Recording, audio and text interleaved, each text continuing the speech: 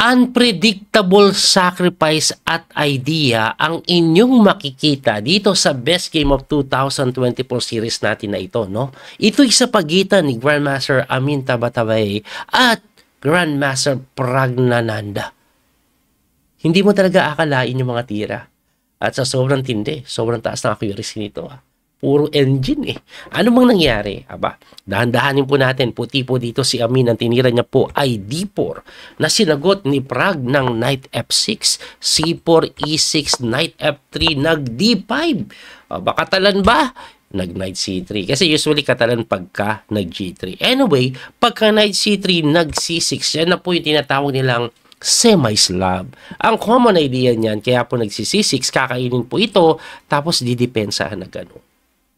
Yun po yung kadalasan. Pero ang ginawa ni Amin, nag G3, parang katalan. Eh di kinain ni Prag. Pagka-capture, Bishop G2 lang, Knight BD7, nag-castling at BN5 na nga po. At yan po ay isa talaga sa mga linya ng semi-slab na naka G3 at may Bishop G2 system. Parang ano po yan eh, katalan.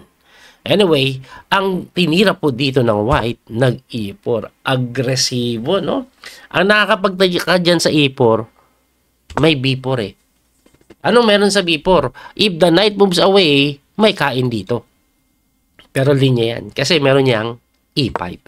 At ang nangyayari ngayon, sabayan na kung saan, aba, tinalon lang ni Prag yung knight sa D5. So, ang gusto niya mangyari, i-capture mo, pag binawi mo ng pawn, solid. One pawn up, lakas ng pawn structure. Ngayon, gusto ko lang ipakita sa inyo, coach, ano bang mangyayari pag sumabay? Example, T-next. Kasi siya unang kumapture eh, edi kakain din. Ngayon, pag ninormal mong binawi lang yan, edi lugi ang black kasi kakainin lang, isolated yung mga pawn. Kaya, ang malamang gagawin, sasabay. Oh. Ngayon, pag kinapture mo ito, at least nakakain ka ng isang pawn bago mo kainin ito, okay na yun. Kaso, ang gagawin dyan, sabayan talaga. Capture. At pagka nakipagsabayan ka pa hanggang dulo, let's say, kinapture, nag-promote, kinapture, nag-promote, maniwala kayo sa hindi. This is already completely winning for the side of white. Bakit? Ganito po kasi pag-evaluate nito, yung king niya po hindi maganda, eto safe. Eh may dalawang reyna. Ang mga susunod na tira, no, kahit ano po itira ng black dyan, tatalon po ito dito. Tapos ika-capture. Kung sakaling mapalit man yung reyna, may tori ganun, may gayon, o may control. Tapos ang matindi, yung sundot dito o sundot doon, nakapin po yung bishop, mangingisay. Kaya po hindi ginagawa yan. Balik na po tayo sa nangyaring tirahan. Kaya nga po, nagna-knight D5, tapos knight E4 lang, nag-bishop E7 develop, at sinagot po ng bishop G5. Ang intindi ko sa tira na yan, gusto niya pong mag-knight D6 check. Kaya immediately, nag-castling. Ayun. So, pagka-castling po, nag-queen lang sa may C2. Ang gusto mangyari, dalawang bagay. Gustong kainin yung pawn at pag kumapture ka dito, knight takes, may pressure ng mate immediately. Anyway, nag-A5 lang yan. Binigay yung pawn. Hindi mo kasi pwedeng tikman dahil may bishop A6 kaya ang tinira. Kinapture na lang po yung bishop, binawi ng reyna at nag-knight lang po sa may D2 intending to put pressure sa may C4. Na sinagot po yan ng C5. Kasi hindi na yan talaga madepensahan. So, ang ginawa niya, eliminate na lang natin tong isang weak pawn. Tanggalin natin yung pawn sa D4 na kung saan sinagot lang po ng capture ng kabayo. Binawi po yan. Binawi. At dito, instead po, no, nakainin immediately, mas pinili po ni Pragnananda yung bishop A6. Bakit? Kasi pag kinapture mo agad eh, makakain din ito eh, mapapalit-palit, mawawala yung pin. Ganun mangyayari dyan. And mukhang goods yung bishop na malakas. Kaya sabi niya, wag natin gawin yun. Bishop A6 lang, na sinagot naman ng knight E4. Eh, depensahan ko yung C5. Ayaw mo kainin eh. At tinirahan naman ng queen C7. Dumipensa ka sa C5, pero pressurein ko naman tong isa ngayon. Ang tanong, bakit niya pressure yan? Pwede naman depensa ng ganun. Hindi maaari kasi yung kabayo magkakasquare doon. Kaya ang tinira dyan, rook F1 lang. At yan ay number 1 engine move. Binigay yung pawn na kinapture. At pagka-capture, nag-rook lang sa D1. So, ang ending, kung inyong titingnan mabuti, 1 pawn up ito pong si Pragnananda. Pero ang kagandahan dyan, hindi man ramdam sa ngayon pa, aba, malakas po yung pass pawn. Malakas po yung bishop. And this is a weak pawn. Ang pinaka-threat po ngayon, gaganito. Tas kakainin. Kaya nga umiwas yan. Nag-queen F5 to pin the knight.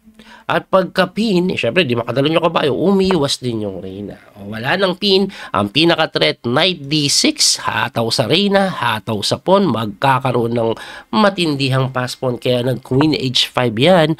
At ang ginawa, knight D6 pa rin tinuloy. May medyo nakakatakot yung ganun, no? Hindi lang yun, medyo nabuksan din, no? Yung kanyang bishop. Ang sinagot po dyan ay rook D8. At pagka rook D8, kinapture lang yung kabayo. Ibalik ko lang, no? Ba't hindi na lang to kinapture? Pwede din eh. Pwede din, pero mas maganda yung nakita ni, Amin. Kinapture niya, at pagka-take, sinimplihan lang ng queen going to D2. Ang pinaka-threat niya po is kakainin niya to. Ngayon, nakita niyo yung arrow kanina. Ang best move po ng black is tumira daw dito. At ito daw ay equal pa rin. Kasi pagka-capture dyan, pupunta ka lang dito. So, nabalik yung pawn, pero equal. Yun nga lang, nakakatakot kasi may pass pawn dito. Pero somehow, survivable daw according sa engine. Pero ang ginawa kasi ni Pragnananda, kakaibang idea. Siya po ay nag-D4. Binigay yung pawn. Pag hindi mo kinapturean, itutulak yan. So, persado kakainin. Ngayon, bakit binigay? What's the point? Ang punto niya po is makapag-bishop B7. What's the idea? Weak po kasi ito ay gusto magmate. Hindi makapture yan dahil nakapin. Kaya tinulak yung pawn, tinanggal. Okay? Anyway, ang ginawa po dito ng white, nag-rook lang po sa may E3. Number 1, engine move. Bakit? Prine-prevent yung sok pa dito. May idea na gusto kang batihin. No? Kaya nag-queen H3 na lang yan. Na mali. Ibalik ko lang, no? Ang tamang tira daw is C3. Pero kahit po mag-C3 pala, lamang na talaga ang puti. Anyway, bakit lamang pagka-queen H3? F3 lang. At ang ending sa ngayon, mawa 1 pawn down si Pragnananda. Hindi po kasi madepensan ito. Kaya itinulak na lang yan. At pagkatulak, kinapture, tumirahan na. At pagkatulak, kinapture, tumira lang ng bishop C6. So, hindi niya na tinakang kainin kasi may kain din doon. May ganun din. Anyway, tinakes, takes. At ang ending, 2 pawns up si Amin. Winning. Nasaan yung kakaiba dyan? Coach, parang normalan lang, in-outplayed lang, positional. Eto, tingnan nyo, pagka rook A8 po kasi yan, nag-A3 para depensa, nag-rook B8, nag-queen doon para umiwas sa atake, tapos nag-H5 si Pragnananda. Ang pinaka-idea, eto, guguluhin niya yung mundo ng king side. At yan pala ay mali. Dahil dito na po nagsimula yung mga tiradang hindi mo aasahan. Matindi. Eto, Amin, nag-sacrifice bigla-bigla. Knight takes F7. Pinakain yung kabayo. Siyempre, kainin mo na yan. Pag di mo kinain yan, kukulitin ka pa niyan eh. Aba, hindi pa dyan nakontento. Rook E7, another full piece sacrifice. Pusang gala. Siyempre, kinain. Pag di mo kinain, may queen takes G7 din mate. Doon talaga babagsakan. Kaya pasadong kainin. Ngayon, lumuwa yung king, pero 2 piece daw na. Pero lumuwa yung king. Mamate kaya na king E8. Chinek. Tumakbo nun, chinek na naman. Tumakbo na naman, chinek na naman. Lahat force takbo doon para depensahan yung bishop. Chinek na naman. Umangat, kinapture, umangat. At ito na. Nung tinitingnan ko to, nakasurvive. Wala akong makitang mati. Kasi kung check ka dito, pwedeng bumalik-balik lang eh. No? Bumalik lang eh, no? So, alanganin. Kasi, ang next threat is ito na eh. No? Yun na yung threat eh. Mamating ka sa ibaba. Pero nakita ni Amin ang best move na kung saan naparesign si Pragnananda. Napakasimple ng tira. Ito po, oh. Resign si Pragnananda. Rook B7, what's the threat? Mamatiin ka na. Hinarangan. Ang tanong, coach, hindi ba pwedeng kainin yan? Pwede. Pero pagka takes, may threat doon, mamatiin ka ulit. Ganun, no? Or dito, ganun. At hindi na po yan madipensahan. Kaya naparesign. Kakabilib, no?